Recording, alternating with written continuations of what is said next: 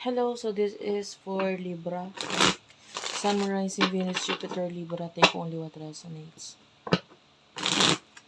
Bale ako po si Madam P. Ito yung reading natin para sa mga Libra. Pa-comment na dyan sa baba. Ma-appreciate ko lahat ng likes, comments, and share. If you want to book a personal reading, Madam, space P. Space pa sa dulo para ma-search mo sa Facebook. Pag di ka makapag... Yung iba nagsasabi hindi daw sila makapag-PM. Mag-comment ka na lang doon para ma-message ka ng page. May mga admin ako mag-a-assist sa'yo. And please do note, guys. Do take note. Meron pong mga gumagaya sa akin, mga poser, scammer. Nagkukunwari silang ako, nagme-message sila sa mga follower ko. Mag-ingat kayo doon, hindi po ako yon. Isang name ng profile is Darl Angel, and then the rest is mga letters lang. So, kayo basta-basta maniniwala, guys. Nakapin naman yun dun sa amin sa Facebook page yung na meron talaga mga posters na gumagaya sa akin. Six of Cups, the Chariot, Cancer, Scorpio, Pisces. This is Major Arcana, the Chariot. Okay. You want to... Yung iba gusto mong kausapin, you want to talk to this person in the past, or gusto mong... Maybe you want some kind of explanation, or gusto mong makita ulit siya or makausap siya. The Judgment is here, so pwede nagkaroon ka ng awakening regarding sa connection ninyong dalawa ng person na to. And alam mo, normal na sa'yo talaga maging mabait eh. So kung ano man yung mga ginawa niya in the past, Libra, they like peace, they don't like war, they like peace, they like kaayusan, lalo sa relationship, connection, partnership, mahalaga yan sa mga Libra. So, yung iba sa inyo, kung ano man yung mga nagawa niya in the past, pwedeng nalimutan mo na yon or napatawad mo na yon.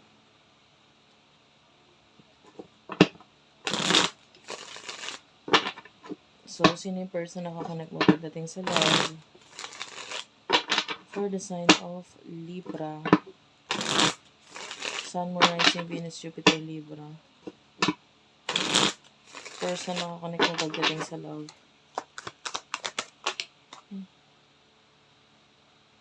Masyadong maraming card yung lumabas. I feel like itong person na to is nagkakaroon na rin ng awakening or nagkaroon na rin ng... Ang dami Lagi bumababa to. Kanina bumagsak na siya, guys. Hindi ko lang kinuha kasi maraming card na lumabas eh. Ngayon, ang dami na naman. Oh, okay. Naramdaman ko yung energy. Kahit maraming lumabas, kukunin ko to. So, nagkakaroon ng awakening into person na to ngayon with the Judgment. And with the King of Pentacles, akala mo lang hindi, no? Pwedeng nasa isip mo, hindi, mukhang pera yun eh. Wala yung hindi yun masyadong spiritual na tao. Pero hindi, kahit isipin mo hindi siya spiritual na tao, at the person na to nagkakaroon siya ng awakening, pwedeng nagigising siya sa katotohanan niya. Dami niya problema. Nine of Swords is here. Gemini, Libra, Aquarius, the Fool. Maring hindi kasi siya masyadong nag-isip nung mga nakaraan na kaya siya nagkakaroon ng problema ngayon. Kasi siya naman yung naglagay ng sitwasyon na yun eh. Sa sarili niya. Alam mo yun? Parang ginusto naman niya yun eh. No? Kumbaga bigla. Tumalon siya sa isang sitwasyon na hindi niya alam kung ano yung kakalabasan.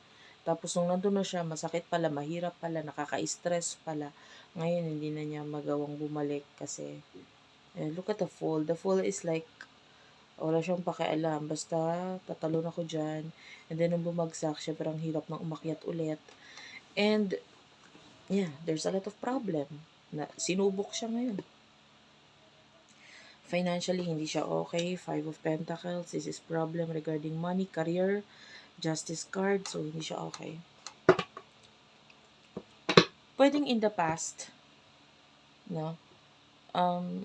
Pagdating sa nagkakaproblema siya sa pera, nandyan ka eh.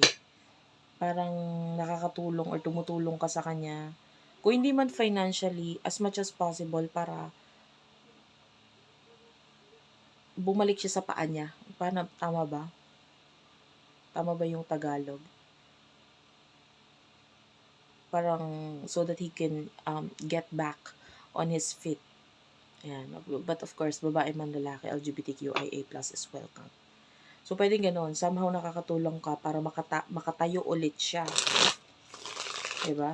Yun pala yung tamang Tagalog niya. Sorry.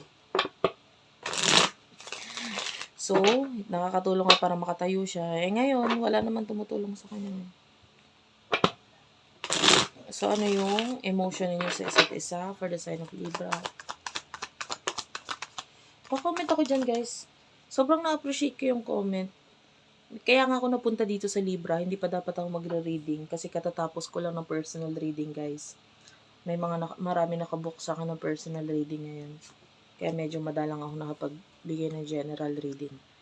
Pero dahil may nagko-comment na Libra doon sa Virgo Philippines, upload ako doon ng video. May nag-comment doon, nabasa ko, waiting daw sila for Libra reading. Kaya napapunta ako dito. Kaya talaga na-appreciate ko yung comment, guys. Nagaganaan ako mag-reading kahit pagod pa talaga. Ayan. Para sa mga hindi nakakaalam na marami akong negosyo, hindi lang po yung dito sa online. Kaya medyo nakakapagod din. But anyway, your comments really help. So, Queen of Swords, Four of Pentacles, Nine of Pentacles, Taurus, Virgo, Capricorn, Gemini, Libra, Aquarius. Emotion mo for this person, actually, wala ka namang, ano ngayon parang utak na kasi ginagamit mo. Nandun nga, na if ever babalik si past, andyan ka naman to accept this past person. Nandun ka. Pero kailangan makitaan mo siya ng explanation or sabihin niya sa'yo yung totoo or sabihin niya sa'yo yung maging open siya. Parang yun lang yung gusto mo, maging totoo or tapat siya sa'yo. And then you're willing to accept kung ano man yung mga nangyari sa kanya. And then ikaw, you're trying to save money. Maganda dito, medyo yung iba sa inyo nasa mataas kang posisyon or maganda naman ang sinasabi pagdating sa iyong career or mas maganda ang pagtingin sa ng ibang tao. Nandun yung respeto nila sa'yo. Especially yung iba sa inyo nasa mataas kang posisyon, maybe you do have your own business or alam mo yon yung estado mo ng pamumuhay or yung status mo ngayon is yun yung nagbibigay sa'yo ng happiness. Okay? Kasi wala naman pagdating sa love or wala naman itong person na to. So, para sa'yo, okay na, okay ka na. Parang ganun. Okay na ako. Parang ganun yung energy. Although, yeah, of course, nandun pa rin yung pagka-miss mo pagdating sa past person. So, ano emotion ng person na to para sa'yo?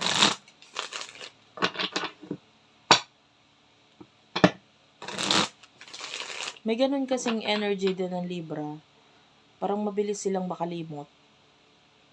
So, pwedeng nakalimutan mo na. Although may mga naalala ka pa sa mga ginawa niya sa nakaraan, pwedeng nakalimutan mo na rin yung masyadong yung details about that. Kung hindi man, maybe there's other, check your natal chart. Check mo yung natal chart mo, astrological chart mo. Maybe may ibang planets na nakaka-affect kung bakit hindi ka ganon. Pero mostly ng Libra, they are, an air sign. Ganon din ang utak, parang may hangin ba. Mabilis liparin ng mga memory na yan. Lalo na kung hindi maganda yung memories. Emotion ng person na to sa'yo, you do over the Empress, okay? So, nandun yung, hindi niya akalain na magiging ganyan ka. Physically, maybe in the past, hindi siya ganun at first attracted sa'yo. Pwedeng, in the past, mas ang passion niya or ang pagtingin niya is yung mga tao or ang focus niya is yung sa mga malalayo sa kanya, etc. Pwedeng mas doon siya attracted. Pero ngayon, hindi niya akalain na magugustuhan ka pala niya. Kasi parang yung iba sa inyo late bloomer eh. Ang nakakakita ko ngayon ng parang, alam mo yung kwento ng The Ugly Duckling. So that is you sa paningin niya. Parang in the past, maybe you are the ugly duckling. You are someone na you're unique, you're different, pero at the same time, hindi siya ganun ka-attracted sa'yo because may pangarap pa siyang iba at saka at the same time, pwedeng hindi mo inalagaan ng maayos yung sarili mo that time. Pero yung iba, late bloomer, tsaka lang nag-bloom, gumanda, pumogi, o naging maayos. Yung iba, nakaakyat ka, naiangat mo sarili mo, nakalipad ka. Not necessarily lipad na talagang lipad ha. Ay yung iba, pwedeng naging mataas ang tingin sa'yo ng ibang tao because of what you did in life, maybe sa career. Yung iba naman, physically, pwedeng natutunan mong alagaan sarili mo, nakita mo yung mga mas magpapaganda pa, or makakapagpaayos, makakapagpapogi pa sa'yo. So, you did all of those things. And nag-increase yung confidence mo and yung love mo sa sarili mo. And doon niya nakita. So, attracted na siya ngayon sa'yo. Physically and sa narating mo sa buhay. Okay, mataas na tingin ng person na to sa'yo ngayon. So, it will happen in the future sa inyong dalawa.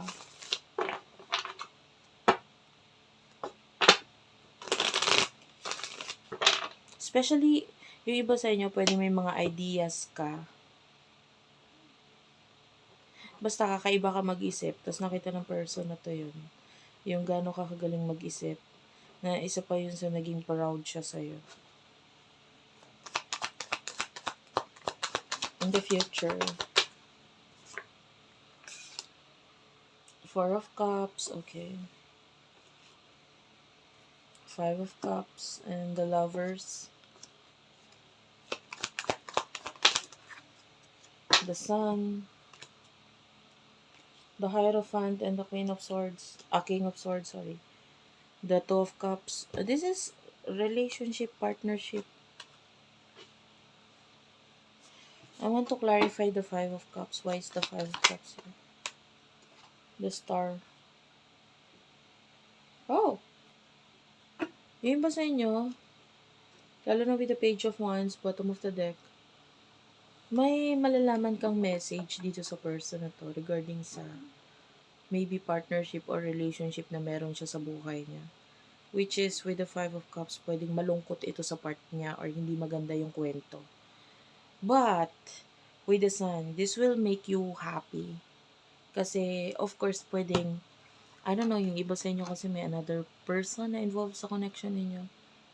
And then, pwedeng, there's a possibility of breakup or separation sa kanila ng person niya na maging dahilan para maging masaya ka.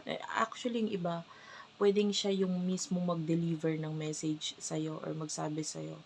Or iba naman, pwedeng from another person, malaman mo yung estado ng relationship niya. And the Hierophant is here. This is like a lesson sa kanya, karmic lesson. So, yung iba sa inyo, this is what you want. Ito yung pangarap mo na magkaroon ng yung iba, separation sa kanila. Yung iba naman, you want na magkaroon ng magising itong person na to sa reality or sa relationship ninyong dalawa. Okay? Sa connection ninyong dalawa. So, that's it for now. Thank you for watching, guys. I love you all and bye-bye.